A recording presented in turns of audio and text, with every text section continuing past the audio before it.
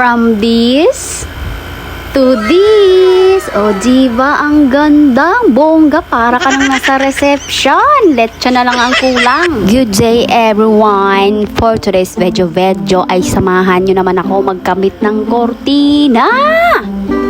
Ay, wala akong magawa ngayon kaya naisip ko palitan tong kortina dito at ayusin to para mapalitan naman tong malaang kantadya na background. Samahan mo naman ako, manood ka lang dyan at huwag ka munang mag-scroll.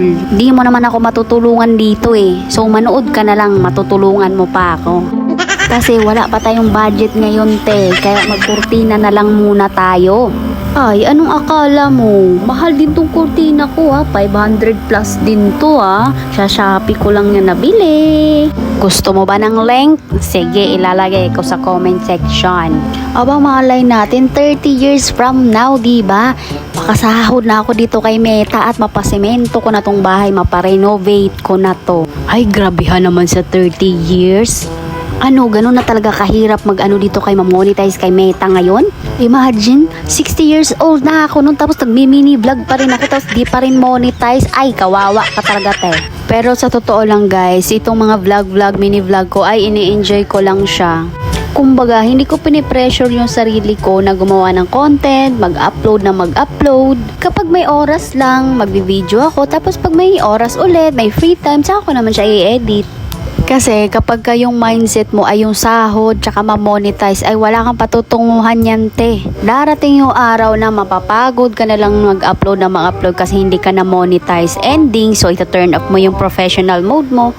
So lahat ng effort mo ay mauuwi sa lahat. Sayang lang. Lang kortina ko guys, Manila pa din to. Dinala ko talaga to kasi alam ko talaga na magagamit ko talaga dito. O diba? Napakinabangan ko ulit. Maganda din to guys kasi hindi siya blackout na kortina kaya mura lang din yung blackout kasi mahal yun. Yung blackout na kortina as in blackout. Kaya nga blackout eh kasi black wala kang makita, 'di ba? Kaya blackout. At medyo lumuwag-luwag na nga itong kusina namin dahil nailipat na namin yung dog sa kabila. Sa wakas naman. So kahapon nakapaglinis na pala ako dito sa kusina kaya hindi na siya masyadong makalat. At safe naman yung mga dog ko doon dahil nandito lang naman sa katabi ng bahay namin at may pintuan naman palusot doon kaya nasisilip ko lang palagi. At yung ginamit ko dyan na pangkabit sa kurtina ay yung PC lang sa kasi wala pa naman tayong budget pero inayos ko naman yan ang kabit para pantay talaga siya. At tinanggal ko na rin pala itong mga tuyo na nilaban ko nung nakaraang araw pa. Dito ko muna nilagay yung sampayan kasi para matuyo agad yung mga sinampay. Kung may sampayan naman kami dun sa likod pero kulang pa rin. At saka magdikit-dikit siya, medyo marami yung nilaban ko. Ito pala yung karinderya namin guys. So magbubukas na din to. Marami pa talagang kulang dyan. Pintura, yung taas, basta marami pa. Hinahandahan lang namin. So as you can see, naglilinis ako dyan. Ito talaga yung lugar na laging makalat. Ewan ko kung bakit. So next week, mag-o-open na siya. So hello! Punta naman kay visit naman guys sa store namin. Wala mo nang libre ha. Wala mo nang libre ha. Kaka-open lang, libre agad. Ayan kasi yung mahirap sa ating mga Pilipino. Pagka merong bagong opening na business, hala sige.